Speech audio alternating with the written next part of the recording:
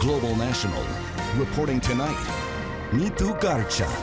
Good evening and thanks for joining us. We begin with breaking news. Former President Donald Trump was rushed off the stage at a Pennsylvania rally after apparent gunshots rang through the crowd. If you want to really see something that said, take a look at what happened. Trump and others on the stage ducked for cover. Blood could be seen near Trump's right ear as he was escorted off the stage by the Secret Service. He was taken to a vehicle and transported away from the site. Our Washington Bureau Chief Jackson Proskow has been following this and joins us now with the latest. So, Jackson, what do we know about this possible assassination attempt? Neithu, this happened at a campaign rally in Butler, Pennsylvania. That's just outside of Pittsburgh. Those gunshots appeared to ring out. They were followed by a short volley thereafter. What we know tonight is that the suspected gunman is dead. So is one attendee at the rally, and another attendee at the rally is in serious condition. Former President Trump was whisked away. We've got some pictures to show you here. You can see the Secret Service actually had leapt on top of him to conceal him. You see they pull him up there. He is bloodied. It's his right ear that appears to have been hit. You saw Trump then make a fist bump to the crowd to signal that he was okay, defiant after what happened there. He was whisked away by the Secret Service a short time later, taken to hospital for evaluation. He is fine. He is just being monitored, but he is said to be absolutely fine. Obviously shaken, though, as is the entire country. This is the first assassination attempt, apparently. This is being investigated as an apparent assassination attempt. That's not yet confirmed yet, but it certainly harkens back to what happened to Ronald Reagan in 1980. A short time ago, President Joe Biden addressed the nation and said he had attempted to speak to former President Trump, hadn't reached him yet, but was condemning this apparent act of political violence. There's no place in America for this kind of violence. It's sick. It's sick. It's one of the reasons why we have to unite this country. We cannot allow for this to be happening. We cannot be like this. We cannot condone this. And I want to thank the Secret Service and all the agencies, including the state agencies, that have been engaged in making sure that the people and we have more detail to come. And Jackson, you've been to these types of rallies before. What kind of security would there typically be at one of these rallies? Yeah, so even though this was in a rural area, essentially in a farm field, security is tight around any presidential candidate at this level and a former president to boot. So when you go to these Trump rallies, you pass through magnetometers, the metal detectors. Security is typically run by the Secret Service. They are very, very closely monitoring things, and it's airport-style screening. You can't bring in liquids, for example. Television equipment, when we go to these rallies, is often screened. And the closer you are to the president, the tighter the security is. Speculation tonight is focused on this idea that the suspected gunman was actually outside the secured perimeter. And there are witness reports describing someone with a rifle on the roof of a farm building outside the perimeter of the rally. That is the focus of the investigation tonight. Again, this is not confirmed, but certainly witnesses are describing seeing that. And that may be where this apparent breach took place, outside the secured perimeter, not inside it. But certainly a major concern for the Secret Service, which will now lead this investigation along with a bevy of federal agencies like the FBI and the ATF. Yeah, this could certainly be a sign of the state of the political climate in the U.S. What kind of reaction are we seeing to this news, and how could this affect the Republican National Convention set to start on Monday? Yeah, you heard the comments there from President Biden. That is the broad sentiment from both Democrats and Republicans, that there is no place for political violence in this country. The unfortunate reality, though, is that the temperature here right now is so heated, the climate is so divisive, that an incident like this has been exactly what has been feared for a very long time. You listen to the rhetoric coming from both campaigns. You take the pulse of everyday Americans. People are amped up for their own political movements, and they are deeply divided. They are not coming together. Now, you mentioned the RNC. That starts in Milwaukee on Monday. It was already set to be a security fortress with much of the downtown there cordoned off under very heavy security. I think what this does, though, is ramp up the political stakes of that convention. Most of the figures closest to Donald Trump are the featured speakers, culminating in Trump's acceptance speech on Thursday night. And you cannot miss the timing of what happened here today, because it comes just days before Trump formally becomes the Republican presidential candidate. All right, still many questions here. We'll check in with you again. That's Jackson Proskow in Washington. Thanks, Jackson. To Gaza now, where there are reports a deadly Israeli airstrike hit a designated humanitarian zone. The Hamas-run health ministry says at least 90 people were killed in an attack on the Al-Mawasi area west of Han Yunis, and about 300 more people were injured. Local officials say Nasser Hospital, one of the largest and few remaining hospitals in the Gaza Strip, is overwhelmed by the influx of civilian casualties and is no longer able to function. Now we are unable inside the hospital to deal with any more cases, because all the hospital beds are full. The Hamas-run health ministry says Israel's bombardment hit tents housing displaced Palestinians. Israel claims the attack targeted Hamas leaders, including a military chief accused of being a mastermind behind the October 7 attacks. A UK-based aid group, Al Khair Foundation, disputes this, adding one of its senior employees and 3 other aid workers were killed in the strike. There were tit-for-tat drone strikes between Ukraine and Russia today as the conflict between the two countries rages on. In Ukraine, at least 4 people were killed and dozens of others were injured in attacks in the Kherson and Kharkiv regions. The latter's governor also accused Russian forces of targeting first responders after an initial bombardment. In Russia's southwestern Rostov region, the governor there says a Ukrainian drone strike ignited an oil depot, sparking a 200-square-meter fire. It has since been extinguished, and there were no casualties. It has been a frightening day for thousands of residents in Newfoundland and Labrador. More than 9,000 people have fled Labrador City as wind and heat fuel a threatening wildfire. The out-of-control blaze is near the border with Quebec and closing in on the community. Fire officials say it's now just 6 kilometres away. Mackenzie Mazankowski is following the developments for us tonight. Thousands of Labrador City residents ordered to evacuate Friday evening. People here in town started to panic. Gas stations filled up, and up at the grocery stores and stuff, people were up trying to get some stuff. Hot, dry temperatures and winds gusting up to 30 kilometers an hour. A breeding ground for wildfires. From what was a 600-hectare, fairly controlled fire to an over 10,000-hectare fire, moving 21 kilometers in just 4 hours. Residents were told to head east to Happy Valley Goose Bay. The evacuation was very ill prepared, let's put it that way. It was taking people 3.5 hours to get to the highway to get out of town. Premier Fury says winds have died down and the fire currently stands 6 kilometers northwest of the city. Officials still reminding residents to stay away. You can't come back. You can't stress the importance of this is an active fire. It's not gone. There's blue skies and clear skies, and people can assume it's good. It was the same thing yesterday, blue skies and clear skies, and quite quickly it turned. Crews are working the eastern front of the fire with help from Quebec water bombers. We're hopeful and confident that other provinces will come to our aid, but again, it's a good partnership already forming with Quebec. Earlier this year, Saskatchewan sent air tankers to Newfoundland. But with hot temperatures raging across most of the country, almost all provinces have fires of their own to tend to. But as things have escalated, we will be notifying them that we would like to return those crews to Saskatchewan so that they can be put back to work here. In northern Alberta, wildfires have forced nearly 1,000 residents from Little Red River Cree Nation. The fire danger in the province is extreme in the northern parts of the province. And many provinces are preparing for the worst. We are starting to have conversations with the U.S. and others in case requests are needed. But at this point, we have no federal request for assistance. A situation that may soon change as the summer fire season heats up. Mackenzie Mazankowski, Global News, Saskatoon.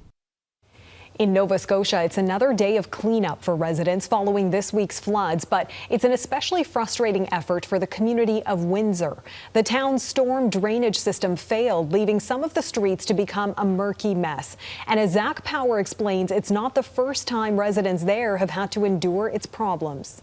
This time it was only up here. Alicia Hennessy considers herself lucky. Thursday's rain caused flash flooding. The rush of rain led to storm sewers failing again. The street overflowed within a half hour. She says it's the third time this has happened in the last 3 years. When we knew that these remnants of the hurricane was coming, that's when you really start to panic and you start kicking into gear with, okay, we start moving things up to higher ground. I fell in my neighbor's yard and went underwater and into sewer water. And it was, from the spot where I fell, it was about 3 feet deep. This marks the second weekend in a row where roads have been washed out in Nova Scotia. Both downpours brought nearly 100 millimeters of rain. 111, 12, 15 mils in an hour is a lot for any system. The things before that were little things are not little anymore, and it's just giving you a heightened sense of preparedness. The West Hants Regional Municipality estimates it'll be in the millions to fix the failing system in Windsor. Money the government doesn't have, leaving residents. We don't feel safe. And all they can do is be ready with sandbags and pumps and wait for the next storm to come. And for many, insurance companies won't even touch them. We know what we have to do. We start dragging out the hoses and the pumps and getting things going. We're constantly checking on each other. You know, we call in reinforcements from friends. And I've got 3 small children, and I was literally piggybacking them out of here that night, and friends came and were piggybacking my children because one of them had a little cut on his foot, and I said, you can't go into this water. So in this area of the province, for both the municipality and residents, it has become a nightmare scenario. It's not a matter of if, but when floodwaters will hit again. Zack, Global News, Windsor, Nova Scotia. Well, it seems the cost for nearly everything is rising across Canada, and while many can't afford a home, it's been revealed Ottawa splashed out on some new digs in New York recently, spending $9 million to buy a lavish condo in an area known as Billionaires Row. The extravagant apartment in the Big Apple will be the official residence for Canada's Consulate General Tom Clark. Our Mackenzie Gray has been watching this story closely for us. Mackenzie, what more do we know? The Liberals have staked a lot of political capital talking about housing Neithu, but this kind of home isn't what they want to discuss. It's one of the most posh addresses on earth, 111th West 57th Street in New York City. With views of Central Park, it's located in what real estate agents call Billionaires Row. It's a brand, right? It's like a Birkin bag.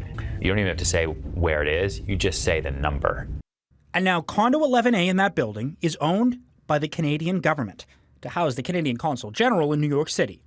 3,600 square feet, 3 beds, 4 bath, building amenities like an indoor pool and padel court. The sale price, nearly 9 million Canadian, according to the New York Post. Welcome back. Well, it is a whole new world, at least politically speaking. And the man who gets to live there, former Global News and CTV journalist Tom Clark. Well, hi, everybody. Now the Consul General, a position he was appointed to in 2023. So people might wonder, what does the Consul General of Canada to New York actually do all the time? Great question. Well, Governor Shapiro. While Global Affairs says Clark hosts networking receptions, official briefings, and hospitality events such as discussions with business and political leaders, and needs a nicer residence to continue to do it.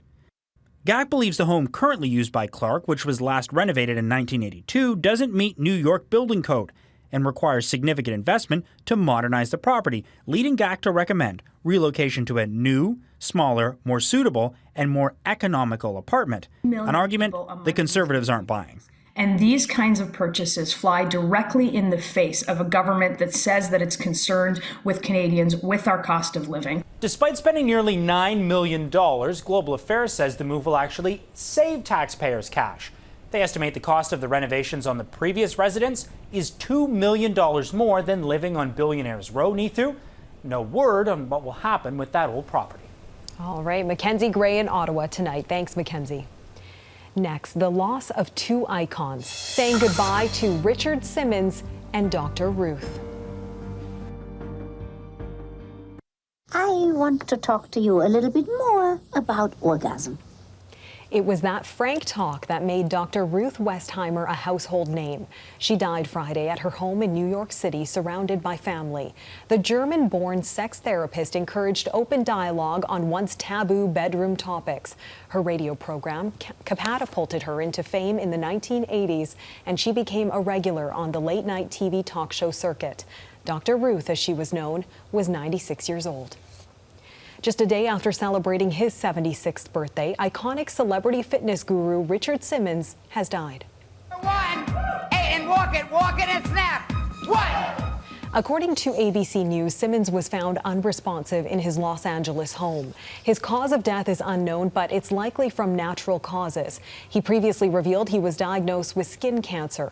Simmons skyrocketed to fame in the 1970s for his flamboyant and energetic workouts, which he went on to perform on television for decades.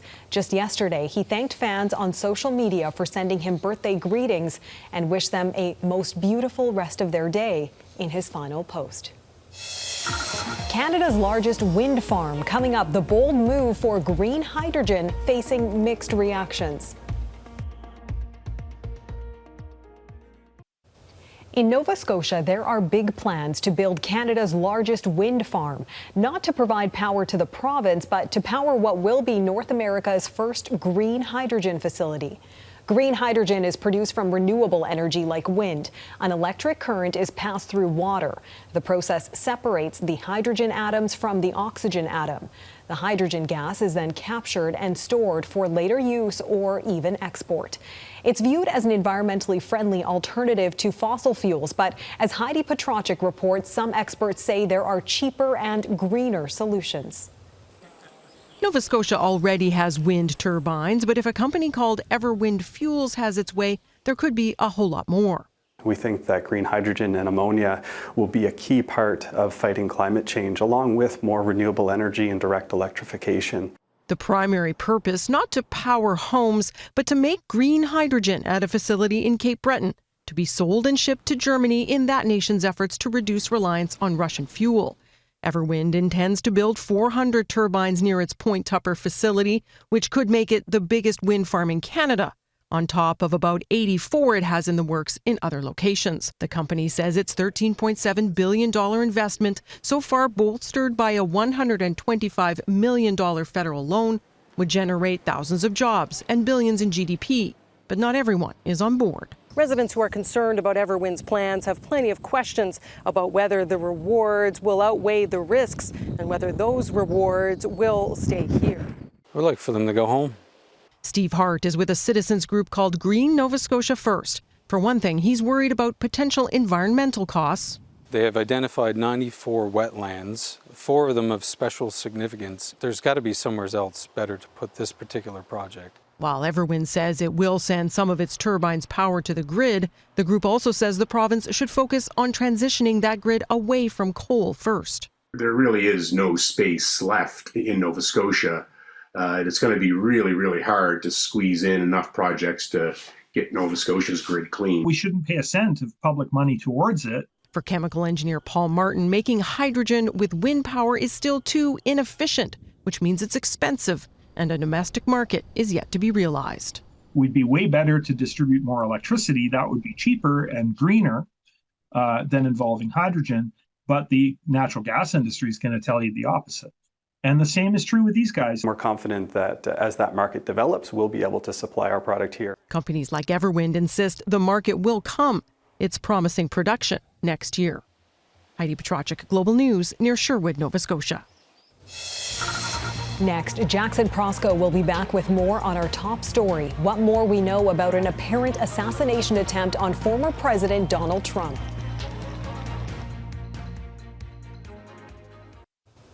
Let's return to our top story now. Former President Donald Trump was rushed off the stage at a Pennsylvania rally this afternoon after what sounded like gunshots were heard. Trump and others on the stage ducked for cover. Blood could be seen near his right ear as he was escorted off the stage by the Secret Service and taken to a vehicle before he was transported away from the site. Our Jackson Proskow is back with us now. And Jackson, what more have we learned about this incident?